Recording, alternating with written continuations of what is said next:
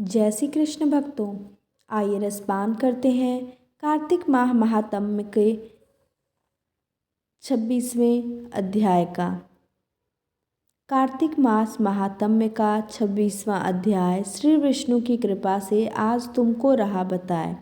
नारद जी बोले, इस प्रकार विष्णु पार्षदों के वचन सुनकर धर्मदत्त ने कहा, प्रायः सभी मनुष्य भक्तों का कष्ट दूर करने वाले श्री विष्णु की यज्ञ, दान, व्रत, तीर्थ सेवन तथा तपस्याओं के द्वारा विधि पूर्वक आराधना करते हैं। उन समस्त साधनों में कौन सा ऐसा साधन है जो भगवान विष्णु की प्रसन्नता को बढ़ाने वाला तथा उनके सामीप्य की प्राप्ति कराने वाला है। दोनों पार्षदों अपने पूर्व जन्म की कथा कहने लगे। हे द्विजश्रेष्ठ, आपका प्रश्न बड़ा श्रेष्ठ है। आज हम आपको भगवान विष्णु को शीघ्र प्रसन्न करने का उपाय बताते हैं। हम इतिहास सहित प्राचीन वृत्तांत सुनाते हैं, सावधानी पूर्वक सुनो। ब्राह्मण पहले कांचीपुरी में चोल नामक एक चक्रवर्ती राजा हो गए थे। उन्हीं के नाम पर उनके अधीन रहने वाले सभी देश चोल नाम से विख्यात हुए। राजा चोल जब इस भूमंडल का शासन करते थे, उस समय उनके राज्य में कोई भी मनुष्य दरिद्र, दुखी, पाप में मन लगाने वाला अथवा रोगी नहीं था। एक समय की बात है, राजा चोल अनंत शयन नामक तीर्थ में गए, जहाँ जगदीश्वर भगवान विष्णु ने योग निद्रा का आश्रय लेकर शयन किया था। वहाँ भगवान विष्णु के दिव्य विग्रह की राजा ने विधिपूर्वक पूजा की। दिव्य मणि, मुक्ताफल तथा सुवर्ण से के बने हुए सुंदर पुष्पों से पूजन करके साष्टांग प्रणाम किया।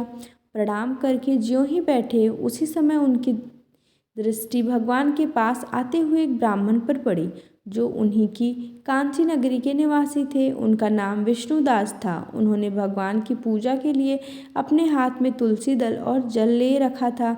निकट आने पर उन ब्राह्मण ने विष्णु सूक्त का पाठ करते हुए देवाधिदेव भगवान को स्नान कराया और तुलसी की मंजरी तथा पत्तों से उनकी विधिवत पूजा की। राजा चोल ने जो अपने पहले रत्नों से भगवान की पूजा की थी, वह सब तुलसी पूजा से ढक गई।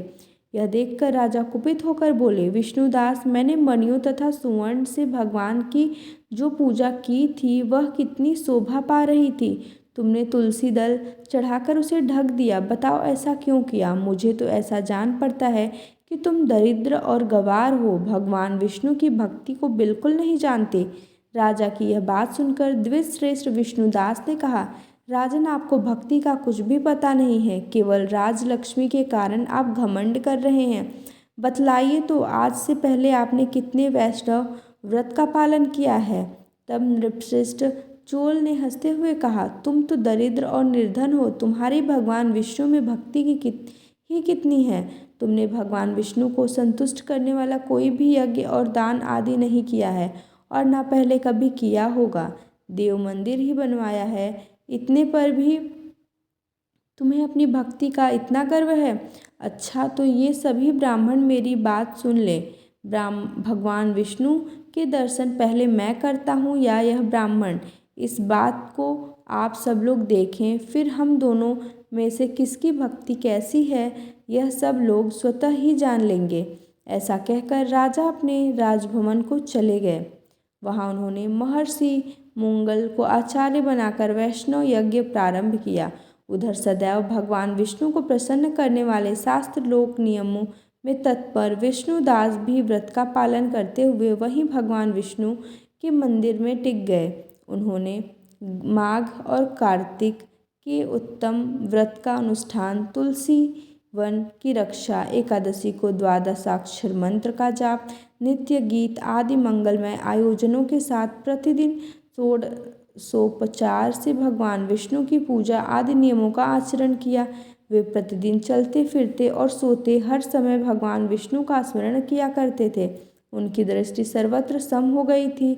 वे सब प्राणियों के भीतर एकमात्र भगवान विष्णु को ही स्थित देखते थे। इस प्रकार राजा चोल और विष्णुदास दोनों ही भगवान लक्ष्मी पति की आराधना में संलग्न थे। दोनों ही अपने अपने व्रत में स्थित रहते थे और दोनों की ही संपूर्ण इंद्रियां तथा समस्त कर्म भगवान विष्णु को समर्पित हो चुके थे। इस व्यवस्था में उन दोनों ने दीर्घकाल व्यतीत किया। इस प्रकार से कार्तिक माह महात्म्य का 26वां अध्याय समाप्त होता है। जय श्री कृष्ण। आइए अब रसपान करते हैं तुलसी जी के चालीसा का। श्री तुलसी महारानी करो विनय सिरनाय, जो मम हो संकट विकट दीजय मात नसाय। नमो नमो तुलसी महारानी, महिमा अमित न जाय बखानी। दियो विष्णु तुमको सन्माना, जग में छायो सुयस महाना। विष्णु प्रिया जय जयति भवानी, तिहु लोक की हो सुख खानी। भगवत पूजा कर जो कोई, बिना तुम्हारे सफल न होई। जिन घर तब नहीं होय निवासा, उस पर करहि विष्णु नहीं बासा। करे सदा जो तब नित्य सुमिरन, तेहि के काज होय सब पूरन। कार्तिक मास महात्म तुम्हारा, ताको जानत सब संसारा। तब पूजन जो करे कुंवारी, पावे सुंदर वर सुकुमारी। कर जो पूजा नित्य प्रति नारी, सुख संपत्ति से होए सुखारी।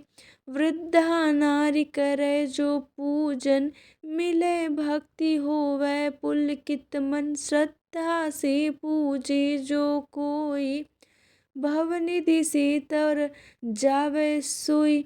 कथा भागवत यज्ञ करावे, तुम बिन नहीं सफलता पावे। छायो तब प्रताप जग भारी, ध्यावत तुम्हि सकल चितधारी। तुम्हि मात यंत्रन तंत्रन में, सकल काज सिद्धि होवे क्षण में। औषधि रूप आप हो माता, सब जग में तब यश विख्याता। देव ऋषि मुनि और तपधारी, करत सदा तब जय जयकारी। वेद पुराण तब यश गाया, महिमा अगम पार नहीं पाया। नमो नमो जय जय सुख कारणी, नमो नमो जय जय दुख निवारिणी। नमो नमो सुख संपत्ति देनी, नमो नमो अघ काटन छेनी। नमो नमो भक्तन दुख हरनी, नमो नमो दुष्टन मन छेदी।